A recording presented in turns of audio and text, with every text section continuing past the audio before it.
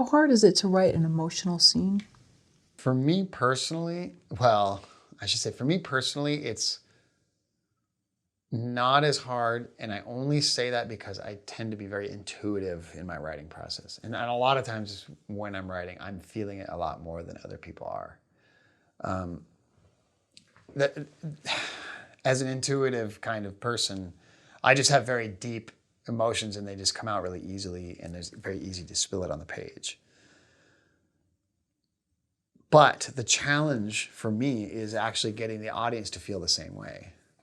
So I was about to say, unfortunately, it comes down to structure is really, if you really want to pull out emotion, it has less to do with depth as it has to do with the structure of your scene. Because the structure is what's going to, the structure is your frame of your house, but the emotion is the furniture within it. So without that structure of the house, you're just going to have furniture sitting in the middle of a field. It's just going to feel weird. It's going to, even if the actor's bringing it, it's still going to be kind of in this weird nebulous space. It's not really much of anything. But with the structure, it's what contains everything. It's super vital. It gets back to the same kind of stuff we were just talking about the importance of goals and stakes and all kinds of things like that. Like, if you want to, I could very easily write out an emotional scene about someone who lost their father. Like, you know, you could have someone, oh, I miss dad and he passed away, you know. And if you just tuned in and watched the one scene and the actress does a great performance, you know, pulling that out, yeah, it might be compelling, but it's not going to have the impact that you want it to have unless you understand more about why dad's loss was so important, right? What that relationship was like. That's all the structure of backstory and context that you need to set up so that when we get to emotional scene, it's paying off in the way that you mean for it to. Otherwise, it's just one character spouting off and just kind of being emotional. You know, Denzel Washington can pull that off. But even then, if it doesn't have a forward direction to it, it's just not going to land the way you hope. And this happens a lot as in my personal journey as a screenwriter, where I'm just like so feeling these scenes that I've written, and then other people read it and go, yeah, it just wasn't quite landing. And it's so, yeah, what? The guy's pouring his heart out on paper. Yeah, it's because all he's doing is pouring his heart out on paper without going anywhere. He's just wallowing, and there's no point, there's no direction, there's you know, it's so much more. You know, in the movie Breaking Bad, the pilot episode of Breaking Bad, there's a fantastic scene in there where Walter White, if you've seen this show, he starts off as this very vanilla, spineless guy, and you watch him take this journey where you learn that he's got cancer, he's going to die. He realizes his life is over. He realizes he's got no savings to save his family. And then through all this, he's realizing, you know, he's a chemistry teacher and he knows about science and all this stuff. And he sees that criminals who sell meth make a lot of money. And he sees, ooh, there's a way for me to make a lot of money, right? So you're just watching his journey, going through all these steps. And there's this great scene right after he's bought all the equipment, he's decided he's going to cook meth. And he's this very introverted character. And Jesse comes up to him and says, you know, this isn't how I remember you at all. Like at all. Like you were this kind of douche, like this lame teacher that just didn't seem like he cared about anything. And all of a sudden you just have this passion. What is it? What happened? And I think the performance of this scene was very powerful. Walter White looks at him, he says, I'm awake. It's so simple, but it carries so much of a punch because you had all of this really good setup, framework of his life, and you watch how his life is like, teek, things are falling apart. He's dying. He's not going to leave anything in this world. and you see him wake up, and it carries the emotional impact because we saw it, we experienced it all with him, and then boom, you're hit with it right in that scene. That's what makes emotional scenes work. Now, is it easy to do? I don't think it's easy to do. I think it takes a lot of practice and hard work. But now, if someone else could do all that work for me and set all that up and then write in the emotional scene by itself, it's super easy for me because I think that way. But yeah, the challenge is all the context. So an emotional scene where you're just like bleeding in front of the audience doesn't work unless there's a setup. I mean, it can work. I just don't think it's not going to carry the same punch that you want it to unless they know why they're feeling this way, why this is such a big moment. And think of it like if there is a character that you're following in a movie or show and all they do is that, they're constantly emotional, it's a chore to watch. You don't want to see it. It's too much. Have you ever seen a movie that's just so sad and such a drag that you don't actually want to watch it again? Yeah. That's the kind of feeling you're going to get. You kind of need the journey. You need the setup. You need the context. You need the goal, the stakes, and all that so that once that character does get to that emotional break, you're on the journey right with them. Right. So yes, it can be powerful on its own. And those are the clips we see from the Oscars. The best, first nominee for Academy Award is Jared Leto, and then you see the emotional scene. That's fine for a minute, but it's not going to carry the punch unless you see the whole thing, I don't think. Did you watch The Queen's Gambit? Yeah. Excellent.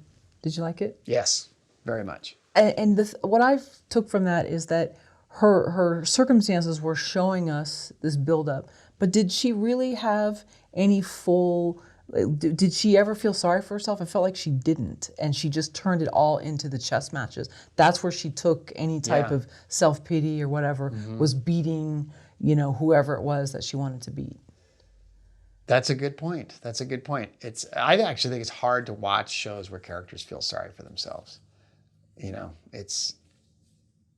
They're out there. I can't think of an example off the top of my head, but I think it's harder to watch. You want to see a character take their terrible background and turn it into something, make it their power. That's exciting to watch. Like The Queen's Gambit, this little girl raised an orphan, suddenly becomes a chess genius. Oh, I'm in, that's awesome. Like, cause it's a classic underdog story. Sure. If Rocky did nothing but whine about his poor background and how he never got a chance as a boxer, and that's the end, it would be hard to watch. But he goes the distance with Apollo Creed, and we're like, yeah. So, yeah. What was one of the first films to make you cry? The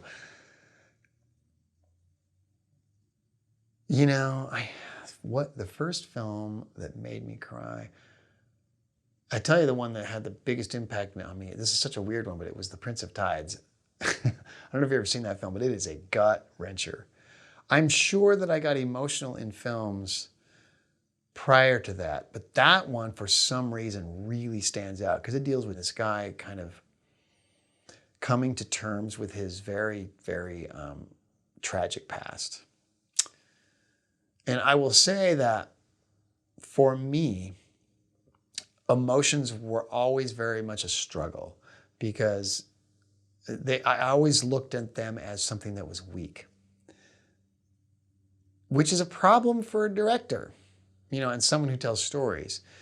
In my household growing up, the showing of vulnerability and emotion was dangerous. It's just not something that you could do. And I do remember as I watched films, getting pulled in emotionally, whether it was sadness, tears, or terror, those two deep vulnerability things were stuff that I tried not to show and tried very hard to fight. It's part of what made me a filmmaker, because when I would feel terrified or really sad, I would pull myself out and look at the way the film was constructed. I started looking at, it's just an actor sitting there and there's a director talking to them, and oh, look at the interesting lighting. You know, I would purposely start to deconstruct the film to pull myself out of the entire experience. It took me many, many years to really become comfortable with just my own emotions. I don't know why Prince of Tides stands. If you've ever seen that film, it's Barbra Streisand and Nick Nolte, and he's this kind of big man, and he ends up like just sobbing and breaking down. That film really hit me hard because I think it's very similar to my own life. That's probably why it stands out to me so much. It's one that just boom. But emotions are very key to the business that we're in. And I think it's really important to be comfortable with that, especially as a director, because I'm asking actors to do that. And I want to be pulled in by that, right? I'm asking audiences to be pulled in by those same emotions. Well, then what am I doing? Trying to fight it all the time and act like I don't feel anything. Maybe I'm in the wrong business if that's how I'm approaching all of this. Learning how to be okay with expressing emotions. I mean, it's taken me a long time, but I've gotten to a point now where I can be on set talking to an actor and they're just dumping out, how they feel. And they're in this very broken place. We're trying to capture that. And I am with them because I want to show them it's okay. So I oftentimes will be crying with them. So sometimes that will happen. But I'm also trying to talk to my DP and the wardrobe person in between all of this. So I have to be comfortable enough while I'm in this kind of broken spot with them to turn to my DP while I'm, all right, so let's grab the 85 and then when we go on this moment, but for years and years and years, I struggled with that position of they're gonna think I'm, what a wuss. I had to really learn to let that go. It helps the entire room when you can embrace it and just be okay with it. I feel like it will be imprinted on the DNA of the film if you're okay with it. It'll help pull the audience in too. Some people are much easier with that than others. I struggle with it for many, many years. Yeah. So Prince of Tides. Prince of Tides. It's a tough watch. Okay, I'll have to go back and look at that. It's an obscure one. It's funny that's the one that pops into my mind as the first. But yeah, I remember watching that one just oh, it's a good movie. Directed by Barbra Streisand. And she's in it with Nick Nolte. Mm-hmm. Yeah. Wow. Yeah. How many movies can you name off the top of your head that if you saw them today, they would make you cry? Oh boy. Okay, off the top of my head. This is going to sound so funny. Jaws. And I'll tell you what, Jaws in the scene when the little boy is mimicking his dad. You know what scene I'm talking about? Where he's having a tough day and he's just sitting there thinking and the other boy's at the table and he's imitating his father. And he realizes his son is copying him and they're going back and forth doing all these. It's just a beautiful moment.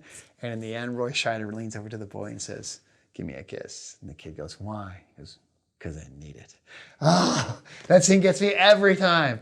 And I think it's definitely father-son scenes, like the second Guardians of the Galaxy movie when he may have been your daddy, or he may have been your father, but he wasn't your daddy. Yondu, no! Oh, I'm just a mess. Anything that deals with father and son coming together and having this bond usually really gets me. Off the top of my head. Oh man, I'm going to think of it as soon as the camera stops and be like, oh, this one and this one and this one and this one. Coda, I just watched Coda. That one got me. Whew. That was, if you're familiar with it, it stands for Children of Deaf Adults, and it's about a deaf family. And the daughter can hear, the rest of the family cannot, and she wants to do music. It's a beautiful film, beautiful film. Amelie gets me quite a bit. It's just this beautiful love story about her finding love, and it's just such a wonderful film. I'm sure I'll be able to think more later, but yeah. And I get more comfortable with it as I get older, of just like being vulnerable to a lot of that stuff. But yeah.